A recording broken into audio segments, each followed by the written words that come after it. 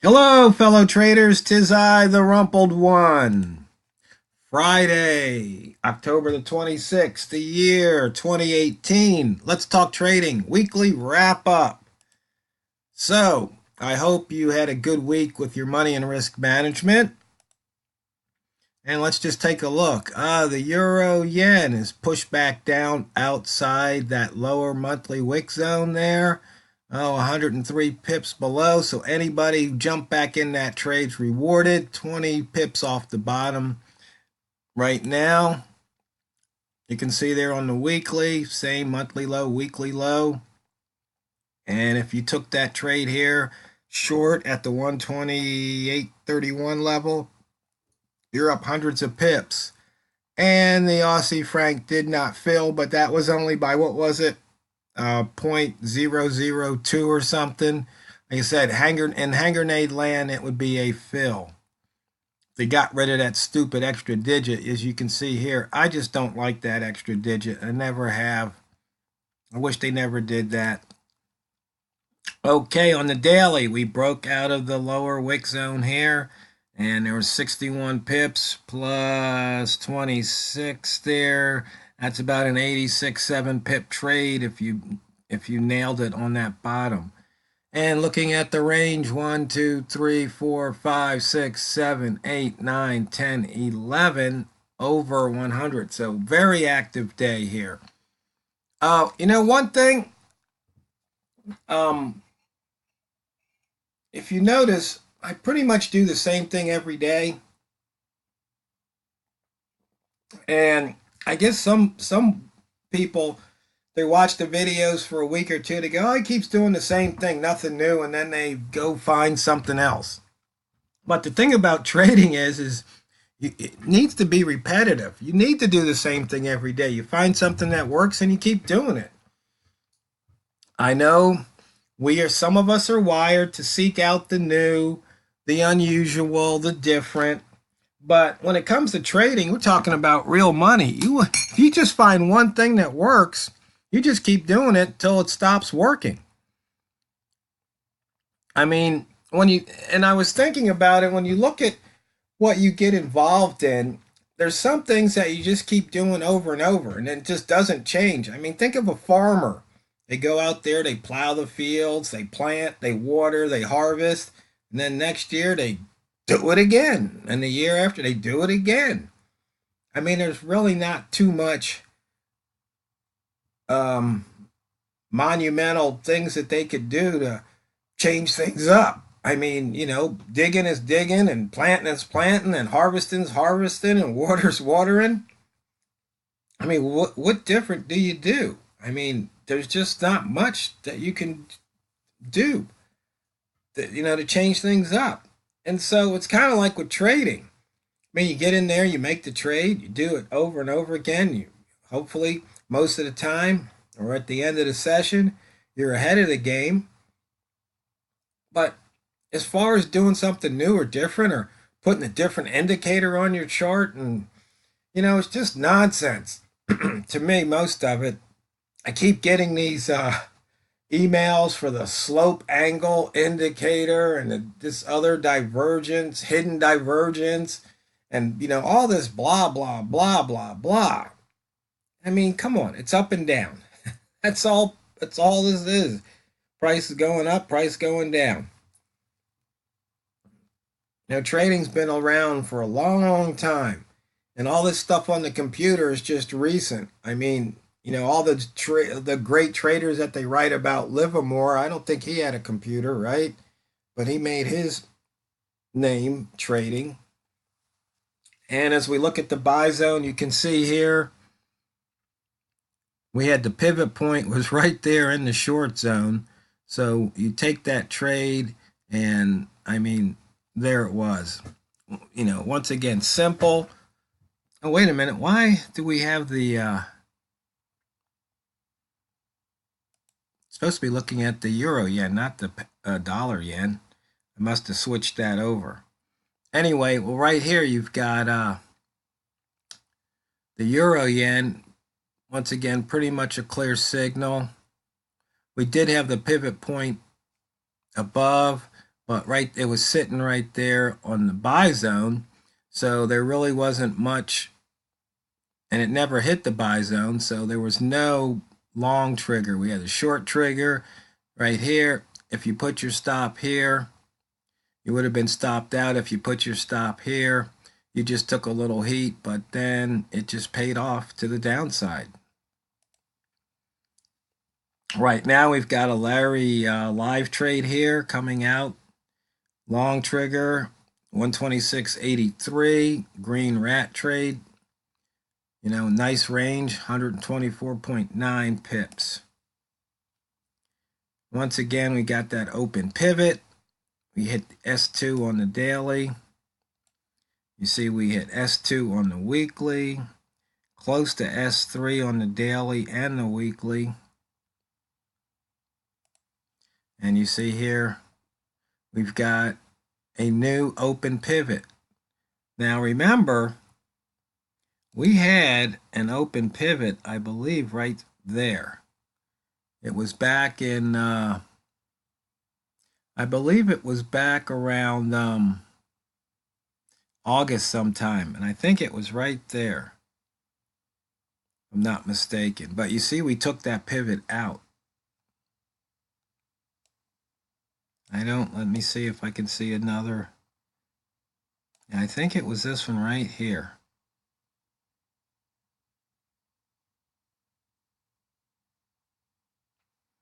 But we did hit that pivot, so now we've got few pivots above to try and take out. Wow, that's 3 pivots missed this month. And we've got 3 days. We'll see what happens if they can cover those pivots. Price action. 3 ball. Oh, this is M1. I was looking at some different things here, but hey, 3 ball, green at the line. You can see you're up about 13 pips. Right there. Larry live trade. Actually, I guess you could call it Harry hindsight, because that happened a few ticks ago. And as you can see here, using the horizontal lines from the previous day, trading at the line, a little choppy there, and chopped a little bit there, and then we took the short. Now, you can always use a bias. You know, if you're down for the day, you only go short at the line. Then I guess if it put in enough range, you can then turn around and go long at the line. But that's just, you know, you have to make those calls how you set your biases. We pretty much had a doji yesterday, but still in and out of the wick zone. Holo zone, a couple opportunities right there off that open. And here we just had one off of the low, 126.65. So you're up about 17 pips right now if you took that trade. Inventory reduction bars, you can see there was a short trigger there and a long trigger there. Long trigger, we put in a new short trigger right there. And you see there was a nice short. Now, on this, usually if you had a nice trade off of a short trigger, you don't want to go back to the well a second time. That's just my take on this particular trade. You take it the first time and then you're pretty much done with it, especially if it paid off. So like, for example, here, you took this trade, it paid off nicely. So right here, I would have passed on that one. Even though it would have paid off a handful of pips, but hey, that was the opportunity there. Previous daily, weekly, monthly, open, high, and low lines. Once again, pretty much the same as on the other charts. Candle color at the line. And you can see here, not much movement, only about a pip. Just kind of easing along. But looks like we've got buying happening. You can see price looks like it's going up. I just really, all this nonsense of that extra digit, I just don't like it. I really don't. Reason I don't like it is it just lets them gain. Before, you could make a pip. You could actually make some money if you were trading $1 a pip. But now they're moving it as in terms of a dime. Before, when price moved, it moved. This is just inching along. And let's see. When I open the chart, you can see here a couple long triggers, a short, a couple more longs, and then finally you get a nice short here. And you don't have to use the Einstein line on the 1 minute. You can use it on the hour chart too, or 5 minute or 15. It just depends on how you like to trade. So once again, looking back at the week, you can see a lot of movement off the open. Pound, Japan, the beast, 409 pips off the open. That's huge. Huge, huge, huge movement. So once again, simple trading, nice results. Let's see. I think there was something else I wanted to point out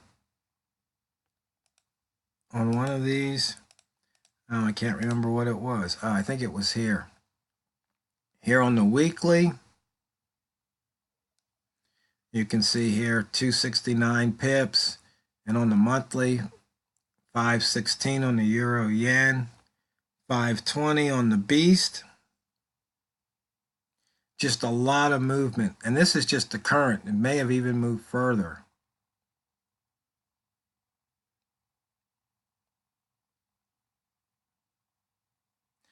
And I'm trying to think, was there anything else? I know yesterday we talked about tendencies, and I just wanted to remind traders that once again, yeah, we look for tendencies, we look for patterns in price action, and that's what we're trading off of. But sometimes we want to see things so bad that our eyes or our brains play tricks on us. We see things that aren't there. We make, like faces in the clouds. We take random and then we try and make some sense out of it. And there's certain things that do repeat themselves. But sometimes, you look for that and that pattern doesn't work out. Well, see, it's trading. And then you might get frustrated. No, that's just part of trading. So you kind of remember to keep in mind that it's trading and that any particular trade could go for you or against you, and you can't control it. It's just over the course of time, if you have a winning system and you execute that system, then you will win. I can't make it any simpler than that. I mean, some people want me to talk about, get really down into a particular method, and we could do that. But the thing is, and then they might have a tendency, they want to throw another indicator on the chart, and once again, going down the path of just fooling themselves, that will wind up in ruin. So just try not to do it. If anything, take something off the chart. Keep taking things off the chart till you can't take anything. If you take the next thing off, then you can't do anything. You'll be with a naked chart. I mean, I could take the dashboard off, and then all I have is, I could take the shading off. It just tells me the end of the day. That's all that, and shows me the range for the day. That's all the shading does. But the lines, yeah. Could I trade without the lines? I could, but I kind of like to know where the certain things occurred. So anyway, with all that being said, just remember, it's not what you trade, it's how you trade it. I hope you had a good week of draining the banks. Have a fun and safe weekend, and we'll see you back next week. TheRumpledOne, over and out.